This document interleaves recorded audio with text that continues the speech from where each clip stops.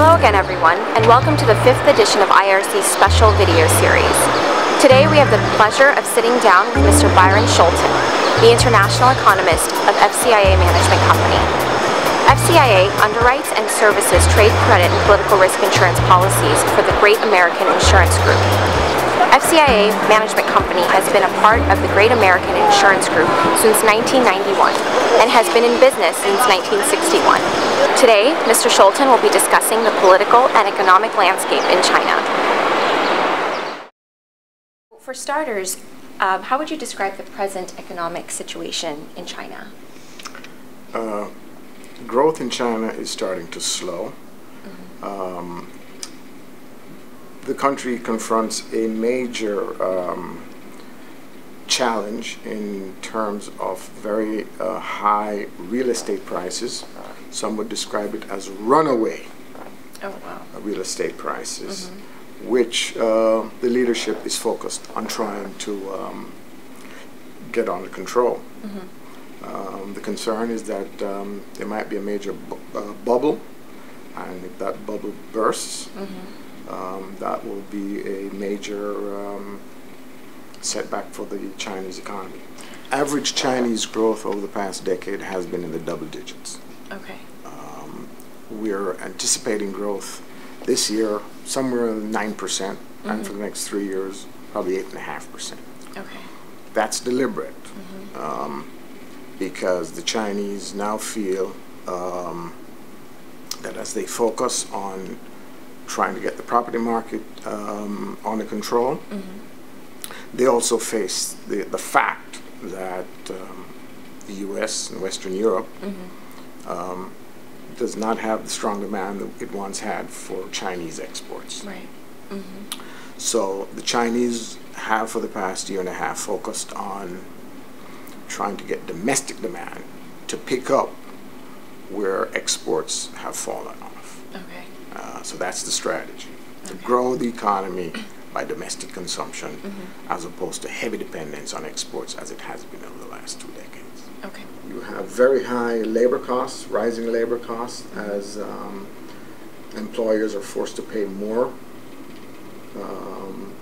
because labor shortages are starting to creep into certain parts of manufacturing.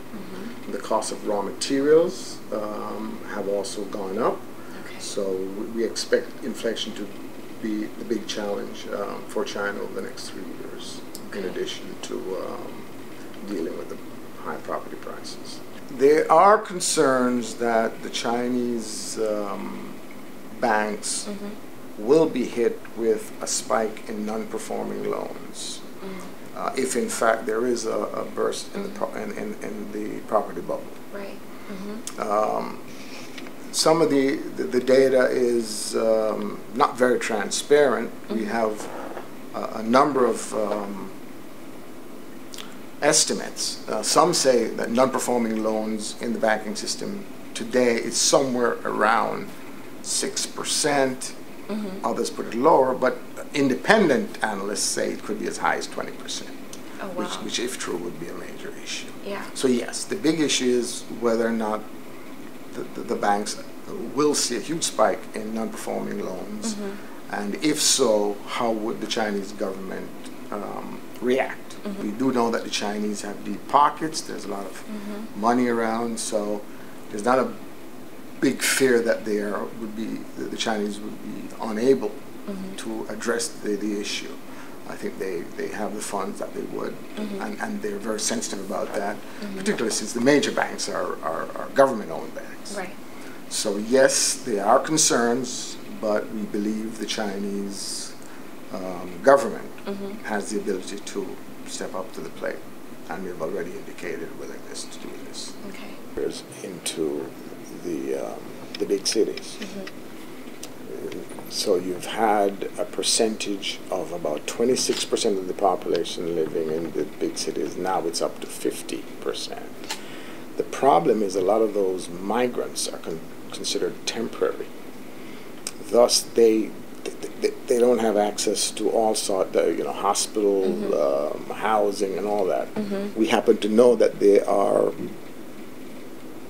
there's been a spike in the number of what they call incidents of social unrest. Okay. So it's clearly in the background there. Based on the current political climate in China, how would you predict the next 5 years to be as far as political stability is concerned? I mentioned social unrest before. Yes. This is not a small matter for the Chinese. It's a big issue for them. Keeping social unrest under wraps is something that they have not taken lightly and will not take lightly. Having said that, the Chinese face a leadership change next year. So a new generation of leadership comes in. Right. We understand that there are different currents that run within the leadership. Some people want more liberalization, others want the status quo.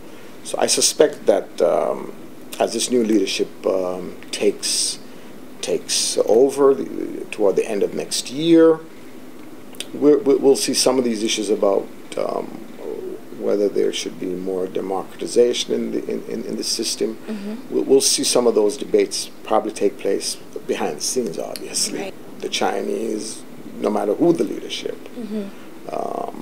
will not allow social unrest to bring about instability in this country. It's something that they have been very strong about, and I think even more so now. Byron, what are some other serious challenges that the institutions and the leadership are facing in China? I'd say that there appears to be a struggle between local authorities, local provincial governments, and the central government, in the sense that it is felt that there's a lot of corruption at the local level. Okay. You get the feeling that what people who are disgruntled are doing, they're appealing, or trying to appeal to the central government to intervene. They're trying to say, see what these guys down here are doing. Yeah. So that I think remains a big issue.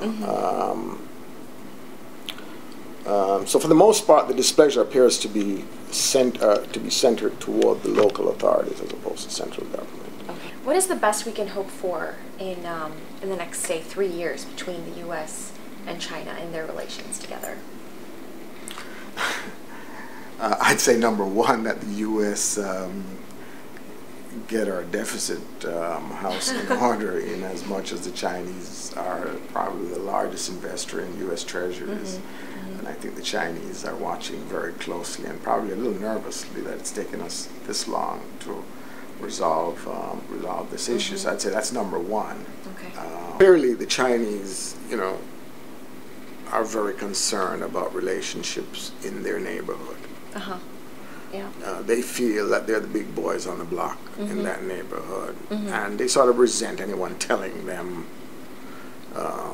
what to do or interfering, quote unquote, in issues that China might have with its neighbors. Okay. There are underlying issues going way back with Japan. There are issues in the South China Sea with the Philippines. There are issues with Taiwan, those types of things. But I'd say for the most part, the Chinese have the ability to deal with those issues on a bilateral level with each of these countries. Yeah. This thing about the currency, the extent to which the Chinese currency is considered overvalued, and there's been a lot of pressure by the U.S. and even Brazil, for that matter, on the Chinese to allow the currency to appreciate.